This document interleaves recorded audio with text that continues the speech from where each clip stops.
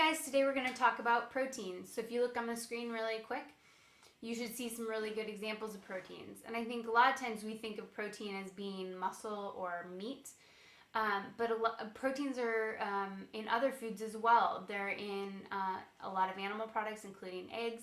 They're in beans and legumes, and they're in some of the packaging of our whole grains. So a protein has the three atoms that carbohydrates have: carbon, hydrogen, oxygen, and then it also has these nitrogens. We'll talk in a second about this amino acid structure. So the basic building block of a protein, the protein or polypeptide, is the polymer, the Lego castle that I always talk about. The monomer, or the building block of that big chemical, is an amino acid.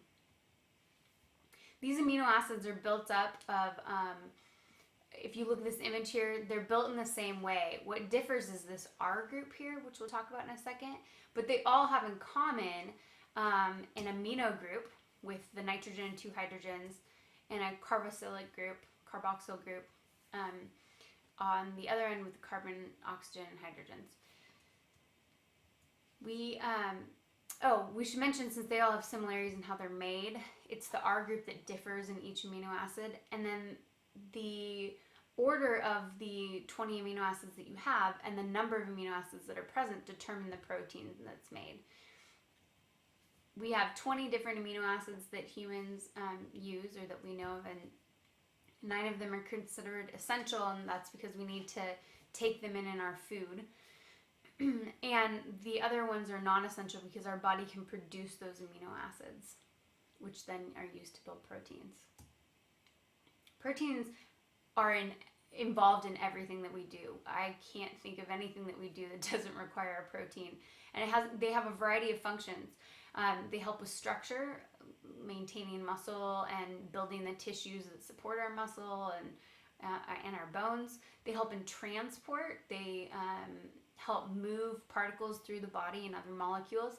Hemoglobin, this one pictured off to the right, is one you need to know, and that is that it's a protein that is on the red blood cells that grabs oxygen and carries it around your body. So without that one, we'd be in big trouble.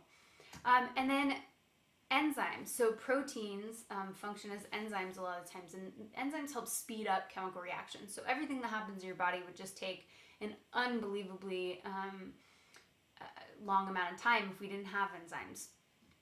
They help reduce the energy required to carry out chemical reactions, which are going on in your body in each cell all the time.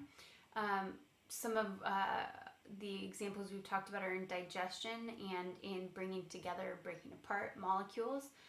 One I like to talk about a lot is salivary amylase, made in the glands underneath your mouth, and this protein is floating around in your saliva, and it helps you break down bigger sugars, or polysaccharides, those carbohydrates we learned about last time, into smaller pieces, so that that candy that I pass out in class can break down more quickly, and you can get another. That's it for proteins. Make sure you remember the atoms that are present, the monomer and polymer, and the different functions.